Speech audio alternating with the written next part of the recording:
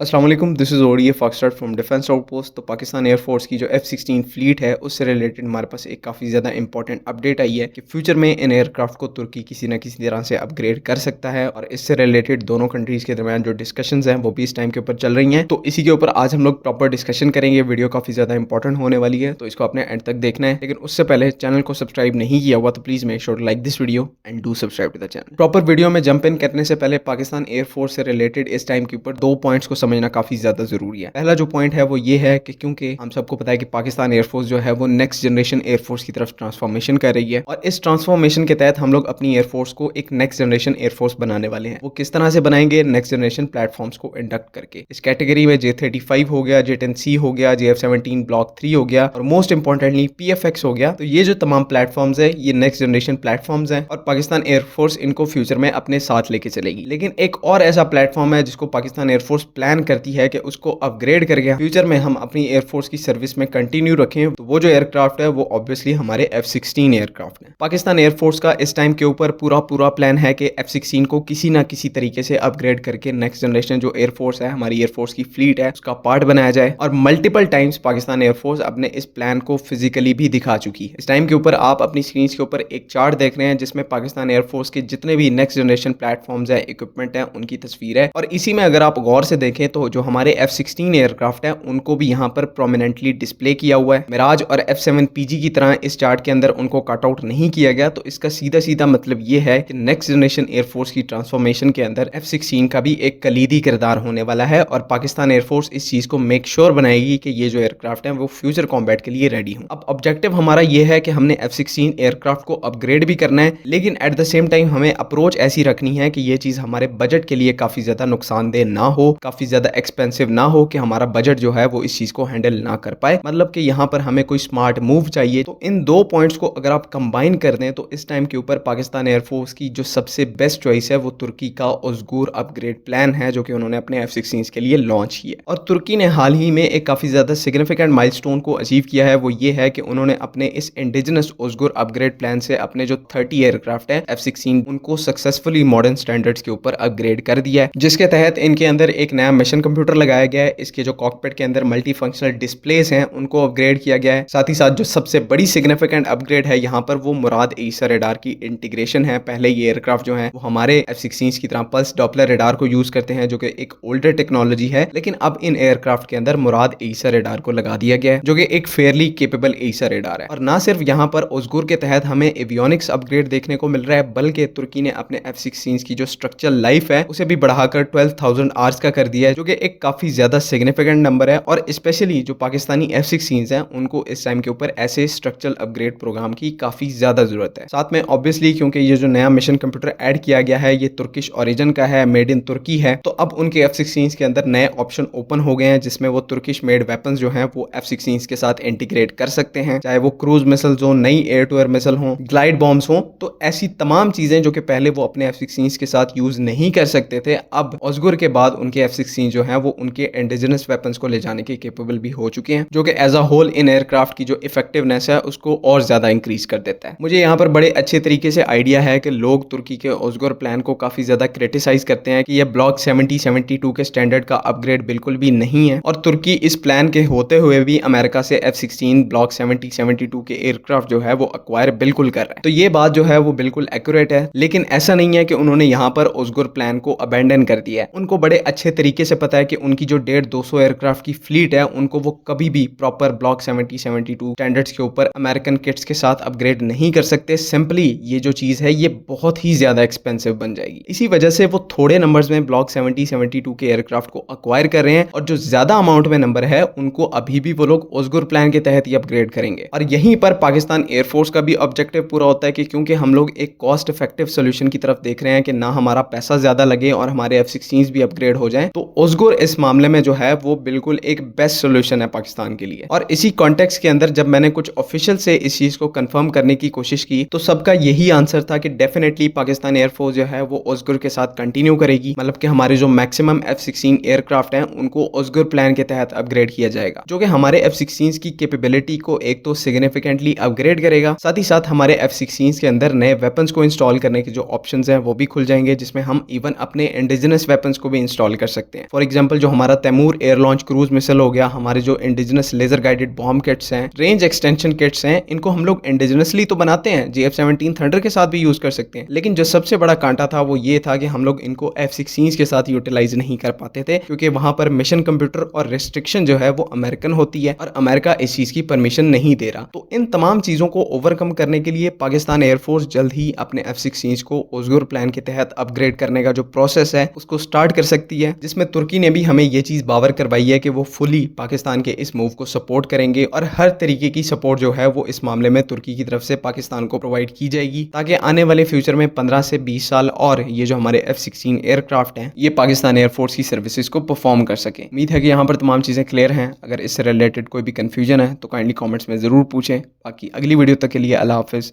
पाकिस्तान जिंदाबाद।